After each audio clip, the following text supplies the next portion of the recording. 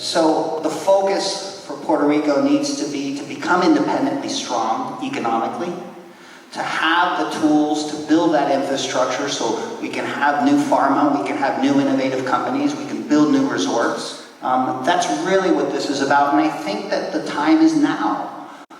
Why Puerto Rico now? Because we've got all the pieces in place. I think that we're at a moment where we're going to be able to have new opportunities that didn't exist before. And then 2017 happened, the hurricanes. And as we all know, Puerto Rico got slammed with 2 Category 5 hurricanes. And really at that point in time, it was all hands on deck. It was really about helping people survive and trying to get people off the island. And so we spent many months with resiliency and rescue work. Really, this is a historic moment. There is about $80 billion that have been allocated for the island.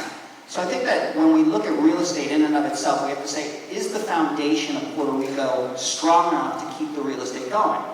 And I think that, and Puerto Rico is part of the United States, right? Puerto Rico has the ability, everybody has a U.S. passport, it has military clearance. It's very possible. I think that now that Puerto Rico has officially left its bankruptcy and it's now entering the capital markets, I think we're going to see more interest, like groups like Visa, who say, okay, this is a place that we can do business in. But I also think there's new opportunities and new financial groups that are coming to Puerto Rico. My company, and this is a pivot moment, is talent, right? Smart people. And what we found was, there were 80 plus universities that Puerto Rico had. It's number 6 in the world in terms of STEM professionals, according to the World Economic Forum. Number 1 in terms of pharmaceutical manufacturing. I found all of these great things about the talent and also about the asset base. And that really was the competitive advantage. Nation. We have to develop the entrepreneurship right there in Puerto Rico, because there is when we get the multiplying effect in terms of economics. The good news is that as the economy is getting better, we are starting to see more and more Puerto Ricans come back to the island. In fact, 2022 was the first year of population growth on the island, meaning that more people finally, for the first time in 15 years, started coming to Puerto Rico than leaving. What parts of Puerto Rico's current infrastructure challenges give you the most concern?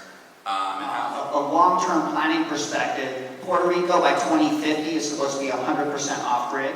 I think it's on its way to moving in that direction, but that will probably be the biggest, greatest change that comes out of this period of time, is the privatization of the electrical grid. And thoughts around really being able to access some of the significant dollars that have now been unlocked through this act, and what you see in terms of attracting more of those businesses. Really, the whole ESG and the pressure around on financial institutions are really at a very, very large global bank level.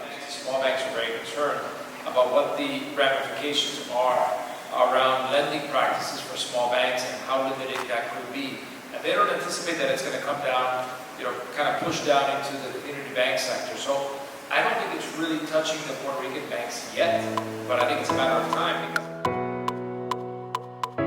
so the focus for Puerto Rico needs to be to become independently strong economically, to have the tools to build that infrastructure so we can have new pharma, we can have new innovative companies, we can build new resorts.